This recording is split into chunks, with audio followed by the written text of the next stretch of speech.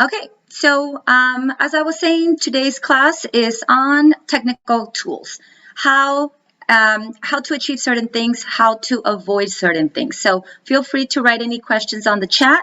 Also, feel free to unmute yourself and ask any questions. So a few of the things that I actually wanted to address is when we're cutting and we encounter certain mistakes. Do we know what we're doing wrong? Could it be that we are not very experienced with the hair types we're working with? Do we not have the right tools? It could be the direction that we're pulling the hair, or it could be that it's too much hair and we're not removing enough. So we're going to be able to cover a lot of these things in videos and in pictures. So hopefully this could be very helpful. I really am passionate about finding ways of cutting that can conquer the goals. So I am going to give you all the information that I have, and if there's something I haven't covered, please feel free to ask me.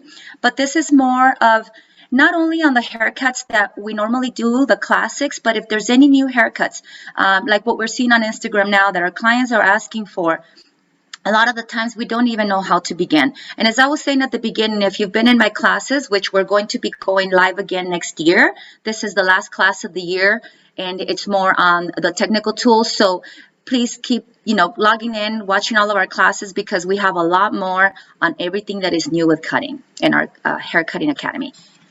Okie dokie. So first we need to know where we're having trouble. Sometimes it could be that we are not creating too much of a motion in our hands, in our fingers.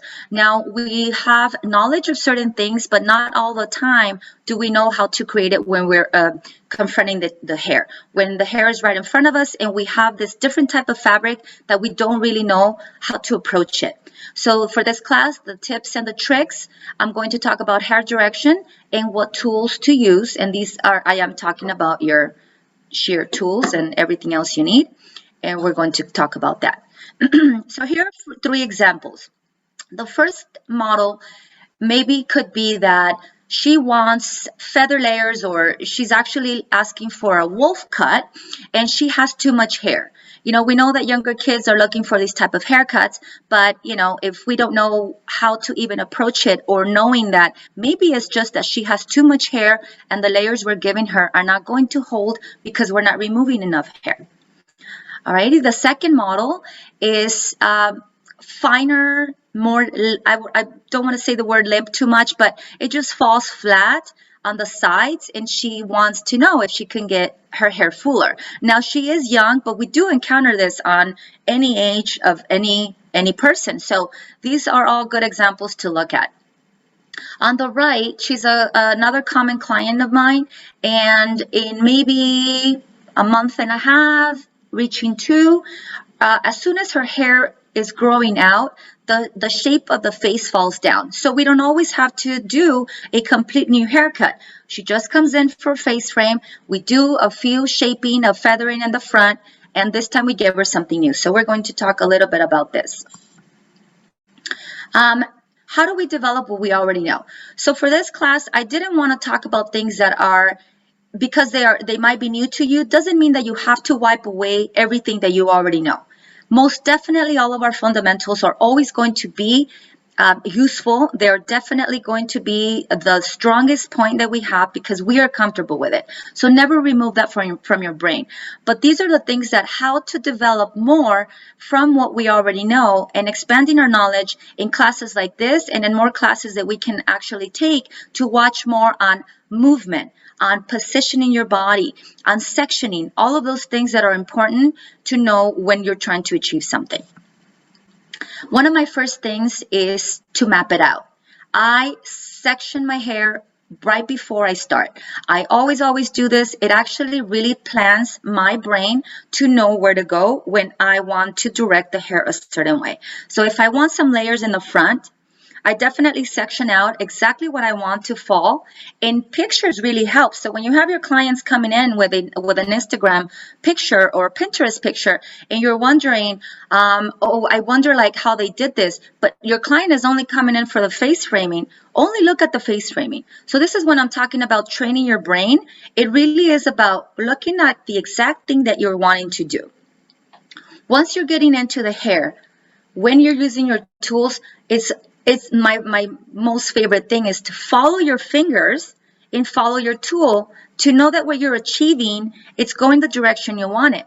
Because if we keep going back to what we only know, and we're thinking, okay, well, this is how I learned to do the layers, and we're just directing the hair a certain way, and we keep going the way that we normally know, not following the shape and knowing like, okay, well, these layers are falling flat. Well, maybe if I direct it in a certain way, same cut, but just being able to direct it and training your brain on where you want that hair to go, it's really going to help you. It's really going to help you to achieve your results. So more than anything is the results you want to see, you have to be able to plan it prior to the end result of the haircut you're doing. Basically, looking at the picture, looking at your client, I always say model, but client's hair, and being able to see that hair, feeling the hair, getting in there, touching everything you need to touch to know where you're going to go when you begin. Any questions so far? It's kind of similar to like mapping out color too, right? Like we want to see and make sure that their colic doesn't make their hair split in a funky way so you can't see the color or you see it too much or anything like that. So it's very similar to mapping out, color in a sense too, kind of tying it all in. Absolutely. I actually feel that if I don't map out my highlights too, I mean, they will not end up the way that they showed me the picture. And that's all new too. So if we are training our brain to be able to highlight differently, this will also help you to train your brain to cut differently. Alrighty, have you ever ended up with results that you wish you have done differently? And this question goes more like if you are doing a regular bob and you're normally feeling like, I always miss out on the hair that goes right behind the ear, because we know that right above the ear, we have less hair than we have in the back, nape, top of the head. So normally when we're coming in to evening out that bob, and we want more of a blunt line, or in fact, even an A-line bob, we are sometimes missing the hair right behind the ear. And it is really important to know if you continue to make that same mistake, now you can stop before you get to that point and know what to do. Okay, so if she has finer hair than a normal client, definitely watch out, leave it for the end and blend it. And just think about what it is that you want to do prior to finishing the cut. So don't cut before you know what your next step is going to be. Here we see something that is common, right? Especially on a bob. And I pulled these from the internet. And it was funny that I actually found this particular find. So how to avoid the ear behind, the void behind the ear. It exists in the internet. So it's not just you, it's not just me. And the reason why I wanted to cover this is because of course it happened to me, but finding the ways on how to avoid that, it's really important. So I do have a couple of videos for this particular hack here on how to avoid this part of the ear, so we're going to cover that. So think about this too, think about it now, and when we see the video, then maybe you can catch what is happening in these particular images. Okay, first we need to be clear on what we want to achieve. I showed you guys a few pictures of a client with too much hair, one with finer hair right on top of the crown area, and then my other client that has the face framing that always keeps falling down maybe before her next haircut. And here are some of the results. So here we created body and shape because it is available, it is possible. And how do we do this? With her, I was able to do my regular haircut. So think about your normal steps, your normal basics on how to achieve something like this. But now how do we add the volume and the sides, and how do we add and make it look fuller? I added interior texture. So in some of the haircuts, I make sure that one side is mapped out. Not only did I create my section, but in that same section, especially around the crown, you lift it up and you work on these sides and you create texture. So sometimes on fine hair, we are afraid to create more texture. With her, we added it with texture shears right in between the curvature of the head here on the sides, and we added volume. And she's a little girl. I mean, she really is not going to want her hair like this all the time, but she definitely did say she wanted to feel like her hair was fuller. So, these are some of the ways that do not be afraid on knowing that if you can add texture with your texture shears, with your razor, or even just with your regular shears, that you can achieve that in these areas where it doesn't show, and then the top of the crown can just fall over and make sure that it's seamless and that you can't see any of the texture. Also being careful on how to add texture. All right. So here's some more pictures. She brought a picture of a butterfly haircut. The reason I have this picture and this image here, this is going to be one of the haircuts we're doing next year. So I don't want to spoil it, and you're going to be seeing how we cut this hair from beginning to end at the beginning of the year. So hopefully you can tune in with us and watch this, how we create this. Nancy, we just had a question about how Yes. far down did you go down the hair with the texture shears? How far down? Yeah, how far down I would actually say how far up. That probably will explain a little bit better. So I'm just going to grab my comb here. So curvature of the head, my comb, right? Section this going up, and you add the texture right in the middle. So this hair that I'm pulling here, I come in about 1 inch or 2 inches away from the scalp, and I add my texture from underneath and out. Opening and closing, creating this movement here is just going to help to add in the texture underneath. When the crown is back in its place, then it just gives you more volume and fullness here, which actually I could use. Yeah, definitely. I hope that answers the question. So how far down? And also, if her hair is long and I don't want to cut the length, I don't touch the ends anymore. I already cut my layers. My haircut layers are exactly where I want them. And you can notice too, on her, we didn't create layers on the back. It's just in the front. Yeah. Did that answer the question? Yes, perfect. Yes. Okay, great. Okie dokie. Another name, and this is actually something I really wanted to talk about. We know specific haircuts, we know specific techniques, but this year, specifically this year, 2022, we had so many new names that came into our industry. We had the wolf cut. We had the shullet, which is a shag and a mullet. We have bottleneck bangs now. We have, the big C, so many new names. It is important for us as hairstylists to be able to catch on what's trending. Most definitely on the younger generation, our Gen Zs are really bringing in these names, and if you don't know what they are, you are crunchy. Crunchy is their new name for people who are not up to date on what is knowledgeable and what is trending out in anything, even in your words, even in the way you talk. So if this is the clientele you have, or if your normal clientele is bringing you a picture like this, now you know the name and you can look it up and you can find the ways on how to create it. So that was one of the tips that I really wanted to talk about. It is important to be up to date. Next year, we have a lot of information on this when it comes to cutting and coloring on your different clients. So it is going to be a very cool, full packed year of information that we're going to really need behind the chair. So really, really, really stay tuned with us, and all of our classes are going to all be very informational. Okay, so the bottleneck bangs here, we can see that on Ashley, her hair just falls down and it covers her cheekbones. See on the right where it opens up her cheekbones, it actually just gives it a complete different look. And like I said, we did not cut the back of her hair, it was just the front. So bottleneck bangs are this area here. So it is a combination of a curtain bang with these little pieces that come and fall towards the face, which is a petal. And these are cut individually by sectioning out just from the top of the head, fringe area, to right in front of the ear. And these are important to know because if you're just cutting the fringe, now you're not just cutting a bang trim straight, you are actually creating a technique in the front. I suggest and encourage that you have a different pricing for this type of bangs or any type of face framing, because this is a different type of haircut. It's in a different category, but it definitely is its own service. It could probably take you about 30 minutes or more. So it's no longer just a 10-minute, straight down.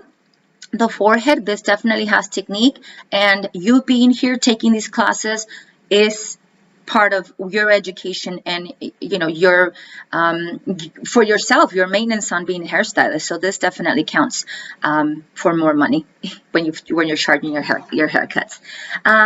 So for Ashley, this haircut was done with a razor and also with texture shears. We used very little of a regular shear because we want all these pieces of the feather to come down to the front. So I do have a few examples on videos. One thing I wanted to let you guys know is that some of the videos I have are very short. And Amanda knows this. To load these videos, it's super full of space, and but I do have a lot of different videos that are going to help, and one that very much shows how to create this curtain bang. Any more questions on the chat, Amanda? Nope, not right now. Okie dokie. Alrighty. So here is the other client that has too much hair, 100% too much hair, even for us. She's 13 years old, and I actually did charge for a specialty haircut because even if they're younger and they're underage, you should be charging your haircuts just like a regular haircut if it takes you the same amount of time and the same amount of technique and the same amount of work. So here we did, a wolf cut, but in order to achieve a wolf cut, and when we're looking at this shape, it looks like maybe it's just feathering and layers in front of the hair. But if you don't take enough hair out of the sides and where you want it to flip, your haircut will not be the same. The haircut needs to be taken to the level of lightness that you need in order for the hair to be able to move. And in a lot of these particular haircuts, now being the wolf cut, on a long version, it is important to know where you want the direction of that flip to. I do have a video of this on a shorter wolf cut, just to give you an idea of what to do when you want the hair to go in a different direction. And here are some real life examples. First, we're going to see working on fine textures, mostly when it comes to the hairline. So we know, and we can see here on Connie, very little, and she gave me the perfect face for this, very little hair when it comes to the front, but she wants face framing, and we can see that we have a lot to work with when it comes to the back, but not all of us wear our hair towards the front, so that is important to start to look at when we're looking at our clients on what we want to achieve. Here we have Amanda, and Amanda has very straight hair, just falls down, but she has a lot of it. So here we can see that maybe we can take out some texture to be able to create some different movement when it comes to the front. And for the right one, this is going to be a short wolf cut, and we can see that in the front hairline she also has finer hair. Very important to know that when we just saw this previous one, tons of hair, right? But we want to achieve the same effect. Now, how do we do it on someone that has finer hair? So here are some cool examples. For Connie, this is her result. When she went home, she was still taking pictures. And we can see that we didn't actually remove too much, and it looks fuller on the sides. This has already gone home right below the chin and the neck. You can see the fullness in there. So not necessarily when we remove texture in these areas do we lose the front. Sometimes we add more, and we just have to be really careful. And here is the video. I'm going to talk over this video. It's very short, but I want to explain here what is important. We talked about mapping. Here is the mapping and the normal, for me, sectioning when it comes to doing the fringe. Now, when you start watching the video, you're going to see where the comb goes, and I leave out certain pieces. This is important to know when we're doing fine hair. We see just a few pieces falling down. Where do we want to place them, or do we want to completely skip them? So here we go. There we go. I left that out because we don't need to cut it. It's already short, right? Now I'm explaining here that normally we want to connect everything, right? When she wants a feather bang or a feather fringe, we skip this.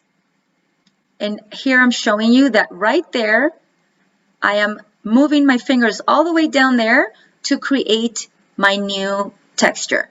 So what happens there, I'm going to play it again, is that by skipping this area, I'm leaving some length along the sides. That is going to give me some feathering and some fullness right around the sides. And here we see a little bit of the video after. So you can see that the connection here, it wasn't planned. It was just by leaving the length a little bit lower and creating your texture when it comes to the bottom down, then you're able to get the texturing that you need and the way that you want it to flow. So here we go again.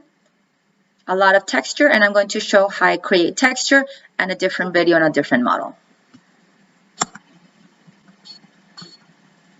Okay, so here's Connie when she went home. Here's Connie when she let it air dry. I mean, definitely looks very full and it has a new shape. So low density hairlines are not impossible, or you should not be afraid to create texture in. You should definitely be more ready and say, yes, I can do that, because you don't have to be afraid of creating texture right around the hairline when they have low density. And that's one of the biggest problems.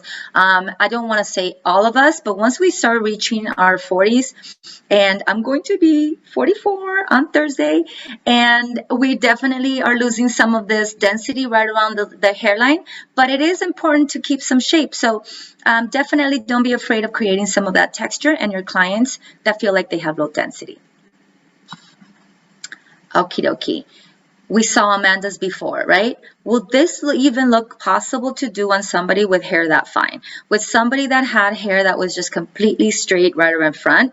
Yes, we can totally achieve this. And for this, I call this the feather bangs. Here's her before, here's her after, right after. She was a model for a class that we did yesterday, and she has a complete new haircut. So look out for Instagram. There's going to be new pictures of Amanda. And here we can see how we approach it. When we're looking at the hairline, see, it falls very, very straight. It really likes to just fall right in front of her face. If she was doing this movement, it was always in front of her face because it's just heavy. So fine hair can also be heavy, and the client probably knows that, but she is still going to be afraid of creating texture because they think they have fine hair and they don't want to go any finer. But texture is needed, and here's just to show how we're going to do that. So on the right, you can see also, I wanted you guys to see my body position. Body position when you're creating these types of shapes is very important, because what happens is if we're standing on the side or if we're standing on the back of the client, we're not able to see where the texture is really needed. So if we're talking about her hair falls in her face too much, but we wanted to kind of like feather out, let's be able to come into the front and remove enough texture that it's going to help us to move that hair back to.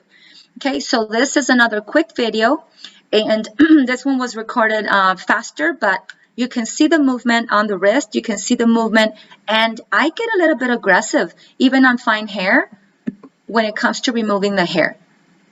Okay, that was too fast. I couldn't slow it down. It was recorded fast. So definitely removing a lot of texture when it comes to taking out the texture with the razor. And you'll see some more examples when it comes to this particular look. And I do this a lot. And if you were in the last class was a shag, I definitely go over this technique over and over. And it's one that I continue to use. Now, is this where you're creating like shorter strokes with your razor blade, or are you taking longer strokes with it, or how are you creating that texture with? Yes, longer strokes. Longer strokes. I begin from the middle of the shaft of where I want to begin. So from the root to the end, I'm looking at my strand. So I come in and start in the middle of the section, and then I remove the texture from there. If I want to add more texture when it comes closer to the root area, then I start closer to the root area. But when it comes to just feathering and kicking out those little flips, then I want to start my texture right in that middle section. There's more videos that will show that just a little bit better. And here is her after, just how that hair does not move. So, definitely something that is being very useful. And here is another technique on when we're cutting the feather bangs short. Same technique, same movement, but now these are going a little bit shorter. So it looks fine, right? but I'm definitely going in there and taking out texture with my razor. From the middle down, I am definitely taking out some of that texture, leaving the sides on a longer way so it can start to kick out and I can find the shape that I really want. So here we go again. Fine hair, divided into two. So see how this particular section was divided into two. So on the next video, I'm going to have how to section out this fringe area. All of these haircuts have the same sectioning in the front area. So just so you know, and you have questions about some of the ones before, this is definitely where you can look at the differences, okay? All right, so texturing out. And now the next section,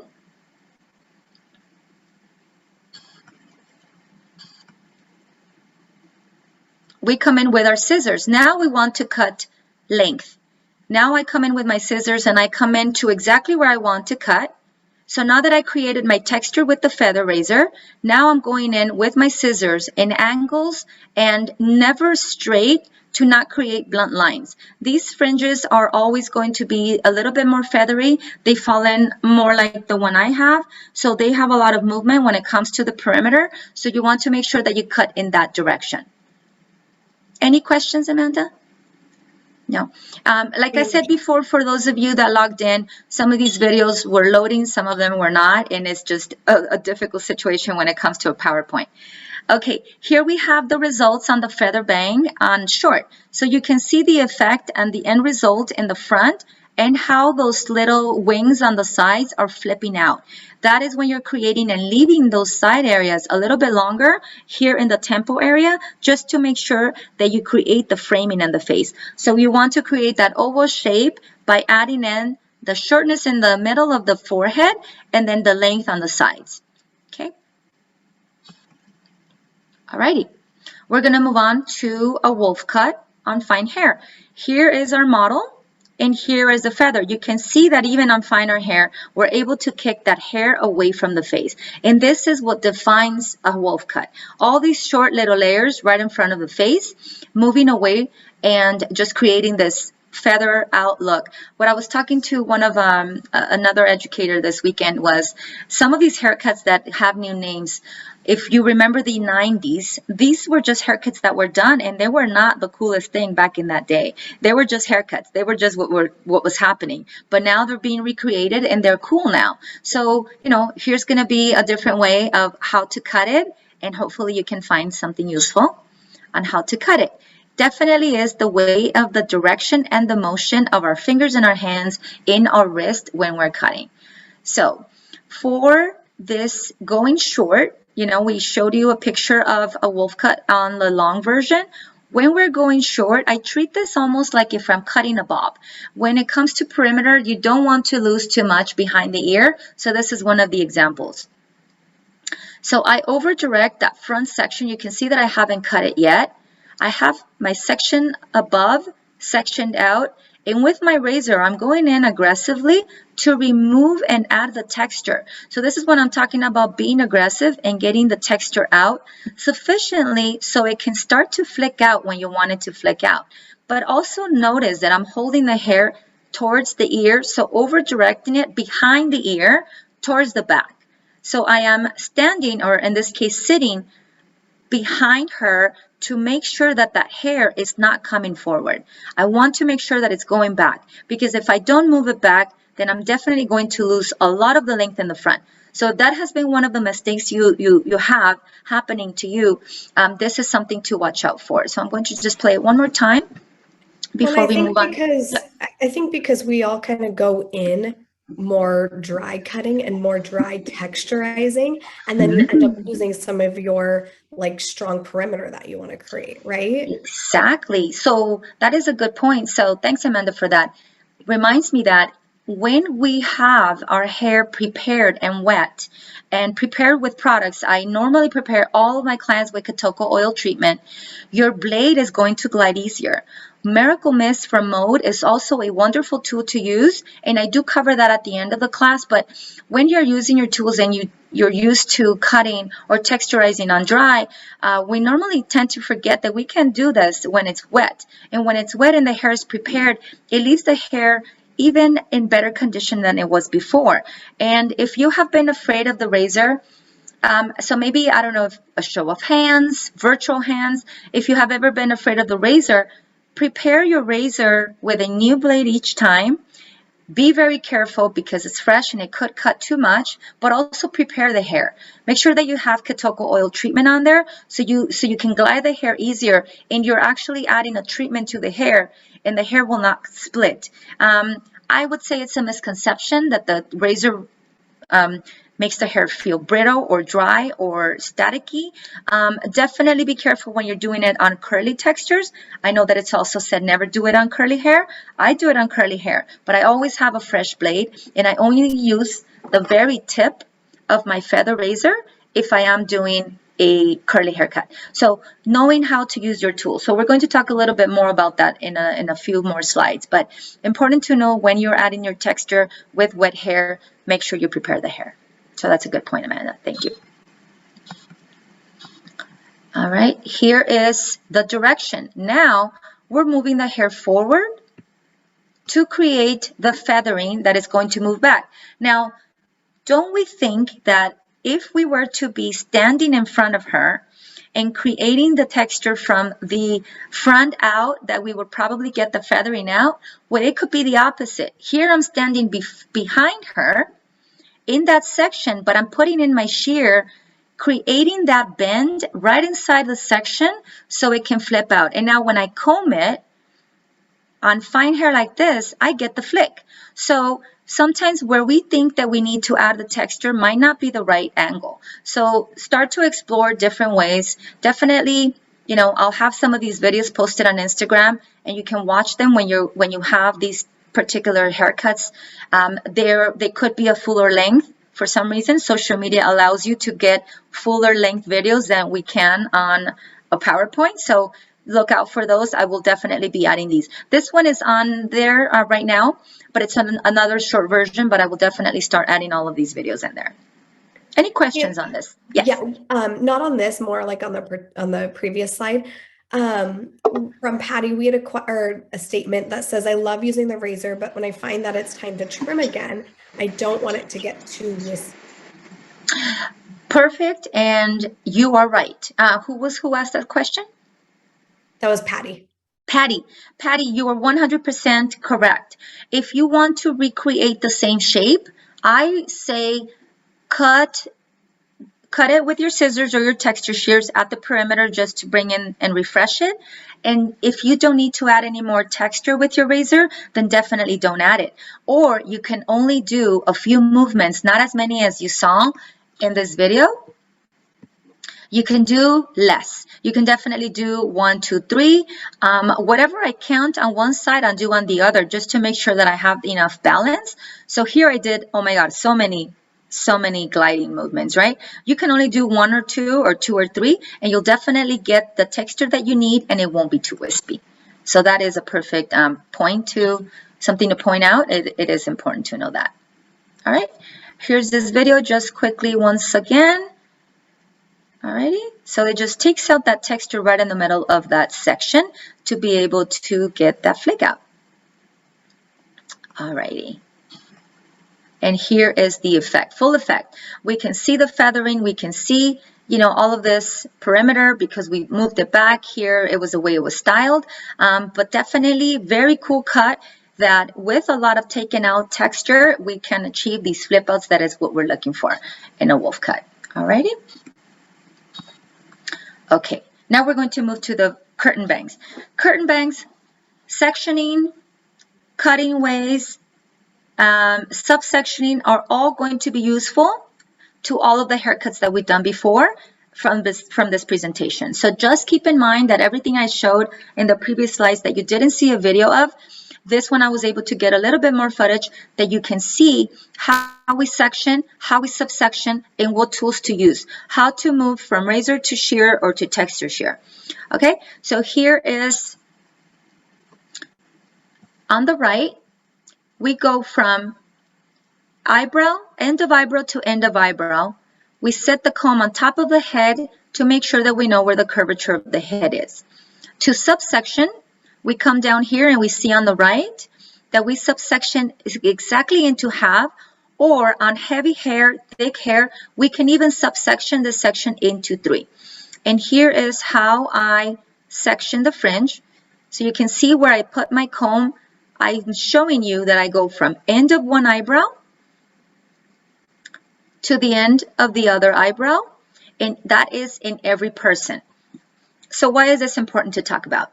Everybody has the same features. We all have eyebrows, we all have foreheads, chin, and nose. We all have it. But it's different size and different proportions in every human.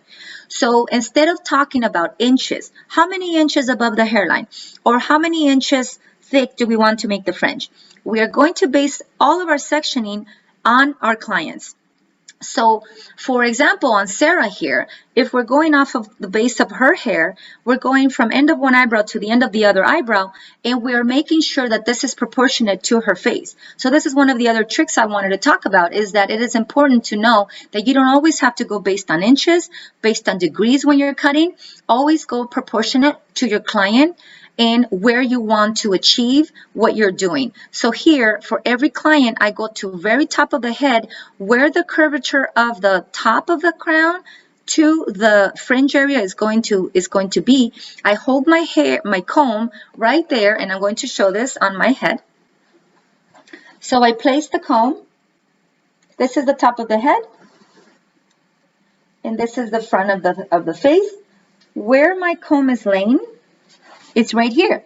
So I have from end of my eyebrow to top of this section, I create my fringe, and there it is. So this way, your client is never going to have trouble styling it herself, because it's going to separate itself. How many times have we seen a person coming in with their bangs cut, or ourselves, if somebody cut them for us, and we're looking for the bangs, where we're like, oh my God, like, this hair comes here, this hair goes over here. Okay, so this is why it's important to have a section mapping it out prior to the haircut, so your hair can lay exactly where you want it to lay when it's styling time. And they're just going to be so appreciative of you being able to cut their hair like that, because now it falls on its own. It actually has the shape that you wanted to create and what they want to achieve. Do we have anything on the chat, Amanda, or any questions on this? No questions. No questions? Good. Now we're going to go on to how to cut the curtain bang. Alrighty. So first, I want to talk about, I did texture out with the razor, and now we can see that we have just so much hair here. I go from the middle, and I'm elevating the hair. So maybe another thing that we didn't think about when we were cutting curtain bangs. We did not probably think that elevating the sections to create the movement and the flow was necessary. But now, as we can see in this video, we are taking our shortest section from the middle of the nose, like right in front of the nose. We take down your guide, and now we're cutting, going upwards to make sure that we are creating that feathering effect at the end. So here we go again. Taking in that shear from short to long, but elevated so it can cut and create texture and movement at the same time. Now we have to remember, this curtain bang is done on someone with very heavy, thick hair.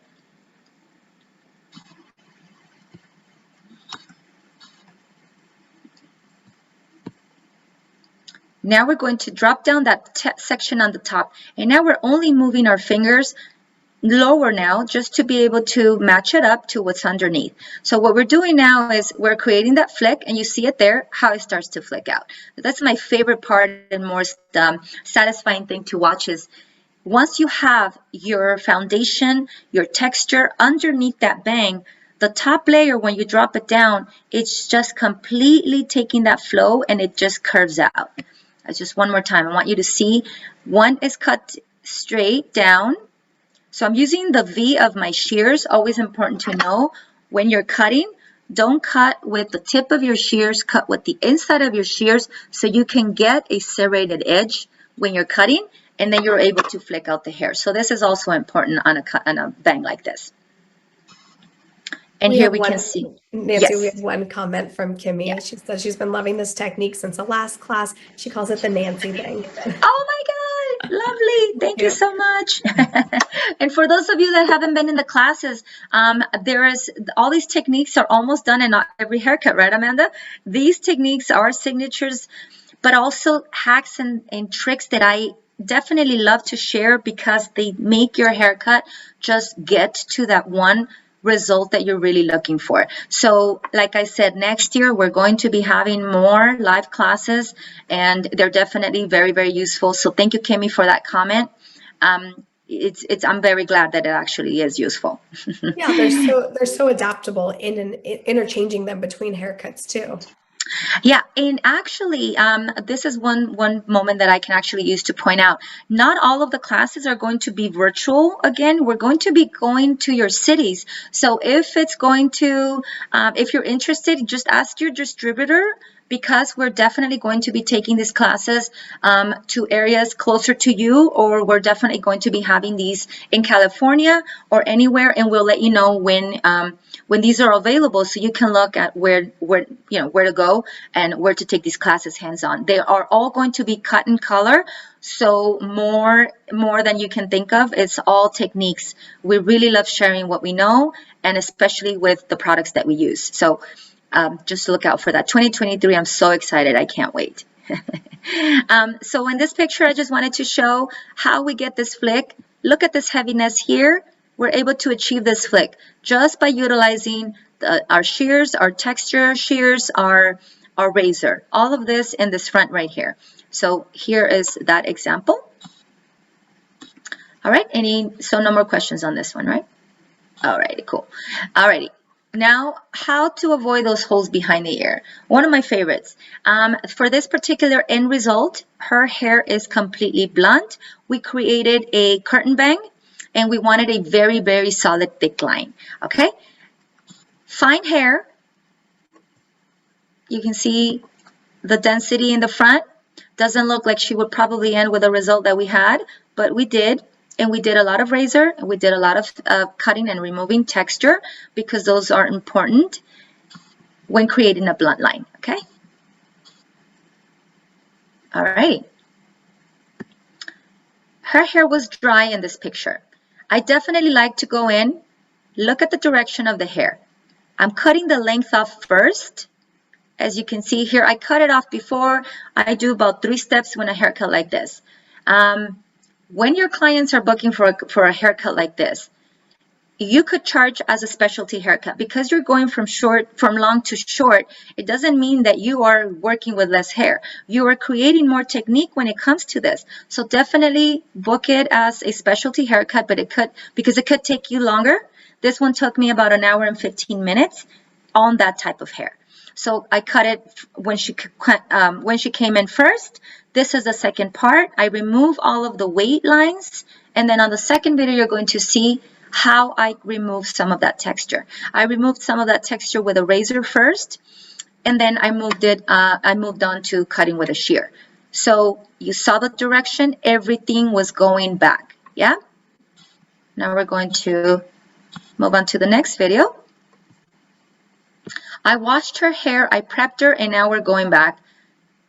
After I remove texture with the razor, this video is on my Instagram.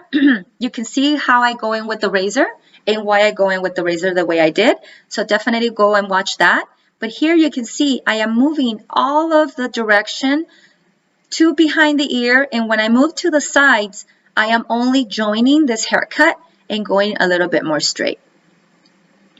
So here we go, blunt line. And we just go straight in, joining the back to the front. So why is that important? If we were to take this haircut and think, oh, well, she wants it all straight, and we do it all straight from the beginning, it is going to end shorter in the front. I promise you it will end shorter in the front. So even if you're not over-directing, or if you're not looking for the fall of the line to be asymmetrical, still continue to move your hair towards the back of the ear. So work behind the ear, just to make sure that you are not losing your length. It doesn't mean you're adding more length, you're just not losing what you have. And there you can go completely straight after this point on.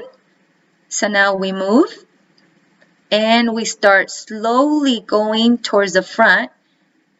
And then I move right in front of her section, right in front of the section, just to make sure that that line is going to be straight.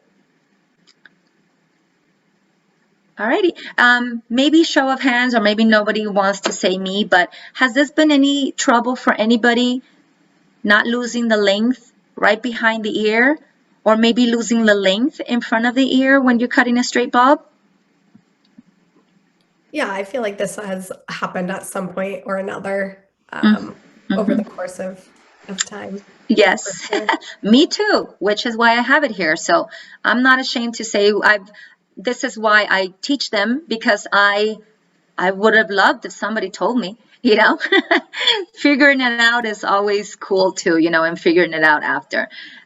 So here I wanted you to see that even with all that texture that I removed and with the blunt line, I still have movement. So when you see this texture with curling the hair, the texture is because of the haircut. So not too much because of the tool that I used at the end. It was very necessary for me to carve in with my razor to create the movement that she has. Okay.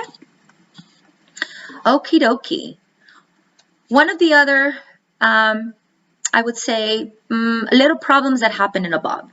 What happens to the bob right when it's hugging the neck or in a length like what we see here? It flicks out. I think that it is very common that on our bobs, or even on longer hair that comes to maybe shoulder length, when it lands right over the neck, it likes to flip out, right? Especially if they have really, really thick hair, it just has nowhere to go, and if it's wavy, it's going to want to flip out. So here I have a video on how to create the texture that you need, and this is just to show you that right in this area from the mid of the crown down, see how it's starting to flick out? This client is going to go home and definitely probably find that when she's combing her hair, ready to let it air dry, it is going to dry flicking out because it's already doing it. And the top is only going to add more flip. So how to avoid this flip is taking the textures after you cut them short, going in with your razor underneath that middle section and razoring out so it can stay down. Do we see what it's doing?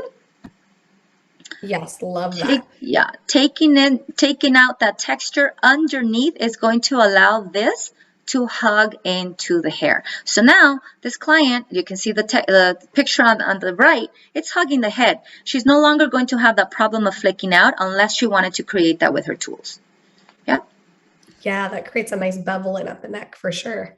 Exactly, the bevel. And when I'm showing these videos, I like to share the movement and everything else that's happening, because it is important to know how this hair is going to land before you even finish. So she's even going to know that when she lets her hair air dry, that blunt line is going to just be perfectly straight, and she's got her hair cut the way she wants it.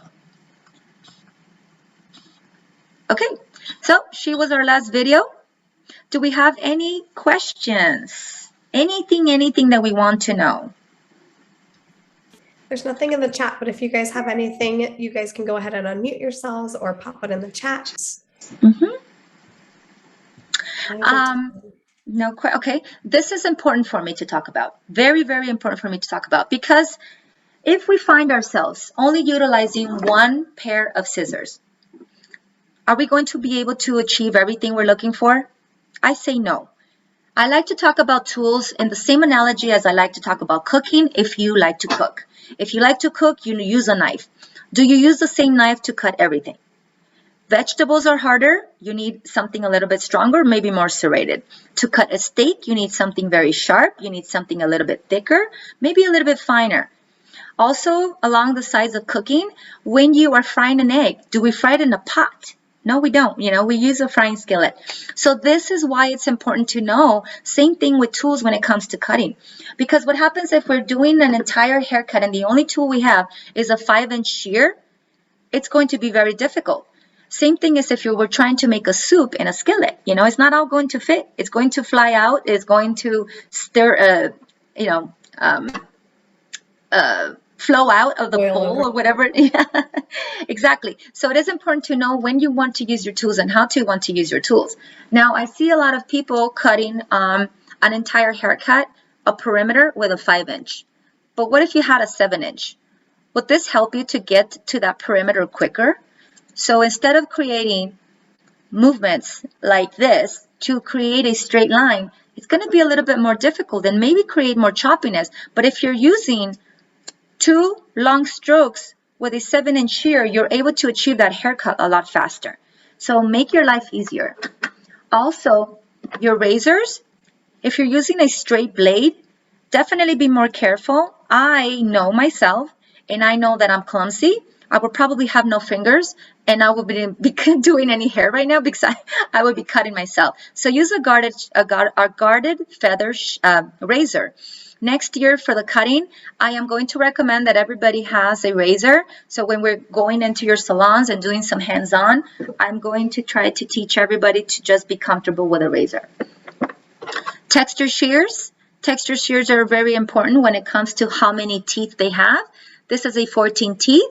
With a 14 teeth, you're able to create more space because what's serrated right in front of it, right in the middle, this does not cut. The only cut is right in this. So you are able to get less hair out of with these texture shears than if you were to use something with 35 teeth. I don't know if you can see the teeth there. The positioning of your texture shears are also important. This one has slanted teeth and it has micro teeth. So this one will definitely take out a lot of texture. Perfect for blending men's haircuts in tighter textures around the areas of the ears and the nape. So pixies, men's cutting, beveling, anything that you need to take out enough hair out of the hair. And also very important for me that when I use my 5-inch shears, they're small. So maybe the misconception too is that, oh, I like the 5-inch because they're a good size for my hand. It has nothing to do with the hand because where you put your fingers, the offset is the same size on most of the shears. The shear size is in the blade. And what I like to use these small ones for is for small fringes going around the ear, going in the nape, because if I'm cutting with a 7-inch and I am cutting detailed fringes, these blades are too long. They might cut the pieces that I don't want to get too short. So definitely know your tools. Again, next year we're going to be touching more on details about cutting. I know that for some of you, for so long, we have had a lot of classes. ASP Academy is now going to be full on, full throttle for next year. We launched it this year with a little bit differently of an approach, but we're definitely going to be full on next year. So watch out, we're coming in. And also your combs. Very important to know about your combs and your tools when you're going to be using your smaller teeth, when you're going to be using your bigger teeth. Very, very important because all your sectioning is going to be done with your combs. If your hair is finer, if your hair is thicker, if the hair is curly, you need to know what sizes you need and definitely going for a bigger size of a bigger teeth for it to be able to separate your hair. So a lot of times it could take us longer to section the hair than it does to cut the hair. And it could be because of our comb. We need bigger teeth if we're having a struggle combing the hair.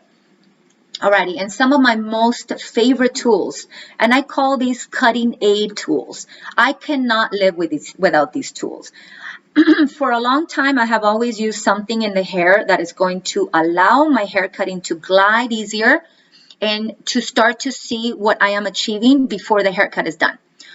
With Kitoko Active Restructurant, I am leaving in enough texture in my hair if you guys know about Kitoko Active Restructurant, it actually really alleviates split ends. So you are preventing split ends before you are even cutting the hair. So the hair on the client is going to result in a lot more of an even structure, a lot healthier that when they came in. And of course, they're cutting it, so it will be healthier if we're cutting off the ends. But you can replenish the hair, and you're protecting your hair from the tools that you're using by not causing it to split more. So if you have forgotten to sharpen your shears because the haircut gets split if your shears aren't sharpened enough, or your razor, definitely protect it with Kitoko Active Restructurant or with Mode Miracle Mist. Miracle Mist is also a treatment. This actually allows and adds in texture if you have ever tried it. I prefer Miracle Mist for more of my finer textures because when I'm ending, and I'm actually already adding in all that texture to the hair, and it's perfect for styling. So let your clients take this home. All of these products are to take home too. So when you're using it on them and making sure that they see that our Kitoko oil is not too heavy, that you can take it home and they can recreate what you did in the salon that day. Kitoko oil treatment, all of these are treatments. So you're already adding more treatment to the hair and benefiting the hair, not just from the haircut, but from the feel and the health of the hair. So make sure that you're adding these to your repertoire. Nancy, we just had a question from Yes. Coral. So I don't know, Coral, if you want to unmute yourself or type it in the chat. Hello. Hi.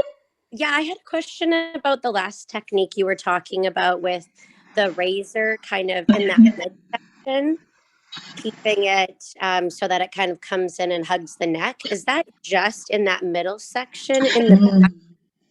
No, I in fact do it everywhere I need it. So do it anywhere you need. I do it a lot in fringes. I do it in the front of the hair. If you go under very, very slightly, you can go in with the razor, or if you're afraid to do it with the razor, you can also go in with the shear and scoop it out. Here on the sides, scoop it in, scoop it out by flicking it in. It will definitely help to shape in the roundness here too, right under the chin. Yeah, you can use it in any way you want. Would you do it in the very bottom of the nape? Or Absolutely. Very bottom of the nape. Making sure though that you know that your razor is laid completely flat and not angled. What happens is it can cut out too many little pieces, and if it's right at the nape, it's actually going to make the hair stand up more. So you don't want those little hairs to be there. You want to lay your razor really, really flat, and leave some of the hair underneath the nape just to, give it some room so it can have some hair, just so it doesn't flick it out more or add more texture. Okay. And would you do that for maybe like the last inch, or what? Last inch. Perfect. Okay. Yep. Great. Thank you. You're welcome. All right. And we're coming close to the end here. So if you have any more questions, now it's the time. We have more time to answer any more questions that you guys may have. All righty. I really want to touch on this. Okay. So how many of us feel like, I don't want to talk about the products that I use too much because I'm not a salesperson? Well, let me tell you that if you're creating these haircuts and you used, 2, 3 products on your client, and you don't talk about how you use them to your client, she's going to go home and she's not going to be able to recreate that haircut. Then what was really the point, All of this work you did, all of the excitement that your client had sitting down in your chair, and she can't recreate the same haircut at home, it's going to be a problem. So it is better for your reputation to talk about these products. I say it's worse reputation not to talk about the products than thinking that your client might think that you're trying to push clients on her. I definitely have lost that a long time ago.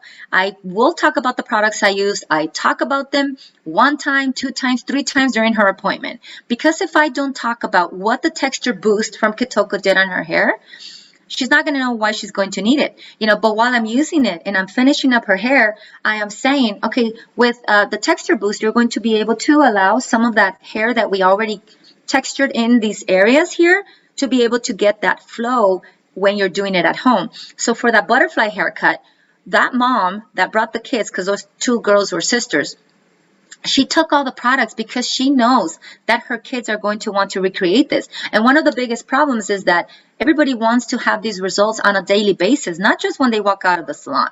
So it is important that you make sure that you talk about them. Now, if they didn't purchase them and they think that they can get it somewhere else, that is going to be really eventually their problem. But you did your job by talking about the products that are going to help you achieve these looks. Now, needing the products is important when you are talking about them, saying you're going to need this product. If you're going to be using the flat iron to flick out your hair after today, you definitely need to take Kitoko Heat Defy because it's going to protect your hair and you don't need to come in for more haircuts regularly. Isn't that what our clients are trying to do? They're trying to save a little money by not coming in that often. The recommendation for me to come in to, get another refresher on the haircut is 3 months. But if they can go longer with the products that you sent them home with, they will definitely appreciate those, $26 that they spend on the product because they don't have to come in to pay for whatever your haircut price is, right? So definitely make sure that you're pushing these products in the knowledge that you know. The capacity of the knowledge that you know is really going to be able to sell these products without selling these products. So it is very, very important. Yes. 2 things. That's what I always tell my clients too. I can cut you 20 different haircuts, but if you're going to style it the same exact way, this haircut isn't going to look any different, right? So especially adding in these new techniques and incorporating some of these maybe textures that you haven't done before, talking about the products is going to be so huge for them, and making them feel like they have something new and different. Absolutely. Which is what we all kind of need nowadays, right? Yeah. Kimmy also has a question too. So, Kimmy, do you want to unmute yourself? Yes, thank you. Thank you. I'm trying to have my streamline the products that my clients are using so they can just buy 1 or 2. And I do want to start, helping them save money. And I love the idea of the partial haircuts and whatnot. But I'm stuck in my favorite products and I don't stray far from them. And so I've been trying to do that. And the Miracle Mist I just started using again. And I was like having everybody use it because everybody's hair was so damaged from summer. But now I see like the heat defying spray. Like if I already have them using, let's say, Miracle Mist, how do I introduce like the heat defying spray? What is the difference? Yeah. Yeah. Okay. So with your Miracle Mist, you are preparing the hair, and this is more of a leave-in treatment. Now, and it also protects from the heat. So it is important to overlay it. So how many times do we overlay our sunscreen when we're sitting under the sun, right?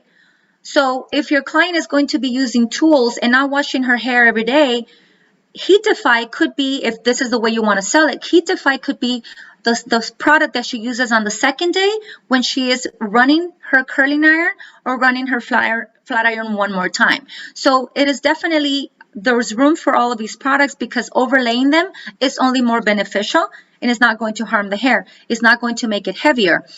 Heat Defy can be used the day of. Adding in more heat protectants is going to be more layering on the hair. So definitely not a problem.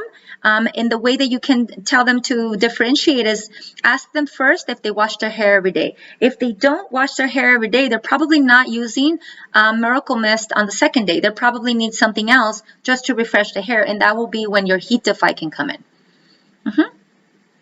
Yeah. Heat Defy is definitely one of my top sellers. I love it so much because a lot of people use heat protectants in other brands and they're sticky, they're tacky, they have a funky hold to them. Heat Defy is completely different. The hair's soft. The hair has so much heat protection, up to 428 degrees of protection. So no one should be using any hot tools that's any hotter than that, but it gives super hot protection. Like I said, super shiny, super soft. It totally transforms the hair. You could use it on damp or dry hair. I personally like to use it on dry hair. I find that it, like, kind of when you heat style it, you kind of see that shine kind of reflect back at you. Totally a top seller. Any hold, you're not going to have hold actually. So very different than other heat protectants and other brands where they have that stickiness to it. You're not going to have any stick to it. With the Kitoko line as well, you're going to have a lot of those properties like humidity resistant and antioxidants that are in it. So it's a very, very Miracle Mist is a treatment as well, but it's very, very treatment, very, very technology driven product. So yeah, very, very different where you'll use Miracle Mist more on damp hair. I tend to use Heat Defy more on dry hair, just like Nancy said too. Me too. Yeah, And totally popular. yeah, me too. And not to forget, it is a wonderful humidity, anti-humidity product. I took it to New York and it was for a wedding and my hair kept adding in and I took it with me in my purse and I just kept adding it in and it really just helped to minimize that humidity. So, you know, it really is just a product that I love too because it doesn't have any stickiness. One of my other recommendations, if you have clients that say, here's another way that I like to say it. So not just like, what do they have at home, but so what products do you have at home that you think can help you with what you just did today? So today I used volumizing souffle to give you the body in your hair where you need it. And when you fluff it out, you know, for the second day and third day, your hair won't be way down. Most likely, all of what you explained, they will probably don't have it. I asked them to take a picture when they get home, send me the products that they used, and I can tell them if it's going to work well or not. Or I tell them, bring in your products next time, and we can compare them to what we have here. 100% most of the time, I get them to buy the product because the products that they have at home are not what they thought could do the same as they were told. You know, let me tell you, Amazon could be a great sale price, but if it's not explained the way that you're explaining it and they're not taking it home the day that you talked about it, they're going to forget and they're not even going to know. So don't mind too much of what they have at home, but talk about the ones that you have because it's really important that they can compare what you used and they see the results on their hair as what they have at home that they thought was going to be cheaper. So honestly, I'm never afraid. And I wanted to talk about this specifically today because what happens is all of the work that we did, especially the way that Amanda said it, that was perfect. You know, I could cut your hair so many ways, but if you're going to style it the same way with the same products that you have, there was nothing new, nothing new. And if it's going to go in a ponytail, also nothing new, right? So that's for that. And I did want to talk about the pomades. So whether you're using Kotoko pomades or Mode pomades, I want to talk about when it is important. So if you guys saw that heaviness on the long wolf cut, to keep those layers out, it is important to have something that's going to be a little bit stronger. So maybe not on your finer textures, maybe use something a little bit more dry, maybe the wax spray from Mode, but definitely use your pomades to keep that hold. And it's a great seller for me in the salon to sell any of these pomades. Right now, I'm stuck on Tasty Paste and Perfect Soft Clay from Kotoko because they're a little bit more dry. And what I tell my clients to do is like, just move your fingers around throughout the day. You don't need to add any more. So if you're about going to school or going to work and you just want to recreate those pieces, you didn't need to add more and they don't flake. So those are important points that you can talk about with your clients as well. Yeah. Alrighty. If there's no more questions about product. We just had a comment, different hairstyles can also change what or how they're using their existing products at home. Exactly. They may need to add something. They may not need, you know, if you're adding lots and lots of texture, but they have a smoothing blowout product, that's not necessarily going to be conducive to their haircut now. They might need to transition to texture boost or volumizing souffle or anything like that. Absolutely. And one other question from Holly, does ASP have a salon kit for products to try everything or just for color? Yeah, so we have 2 intro kits, I believe, maybe 3. There's a Kotoko Art intro kit with all of the products except I think the 2 newest ones. That is a great way to get your hands on them, play with them, test them all out. Mode as well has a Try Me kit. And then I think we have, and Laura, correct me if I'm wrong, I think we have the pomades kits as well, if we still have those. But yeah, there's options, Holly. If you write in your chat who your distributor is, we can get you some more info on that too. Yep. I just wanted to add for a lot of the wavy textures, the salt spray is also really great. You don't need to do anything to it. You just add it. it's more of a take-home product to me. I hardly ever use it really in the salon unless I'm showing them how to style their hair. I have a lot of sessions with my clients. If they wanted to blow out that day, but they want to come in another day, we talk about how to do it on curly or wavy. And definitely salt spray is one of the products that I make sure I talk about with them. Okie dokie. So before we end, I know that you know, it was an hour class, and I really appreciate everybody staying till the very, very end. And it is important to talk about what is next for education. For this year, we still have a continuation of 2 more classes, one with Heather on styling. This is going to be on November 28th. As well as same day, November 28th, with Heather as well, an ASP Vitaplex certification class. So make sure that if you want to be certified with Vitaplex or know more about the differences between this Plex to other plexes, Vitaplex has so much to offer that I never stop talking about it, and it's really informational, and it really is just beneficial to know why you need to know more about Vitaplex. And I talked about classes for next year. We are definitely tweaking in some of those final classes, and they're going to be just so exciting. Cut and color, everything, and collection. So it's going to be very, very, very, very interesting on how we're going to have our approach on education for next year. So make sure that you stay tuned. And that's all I have.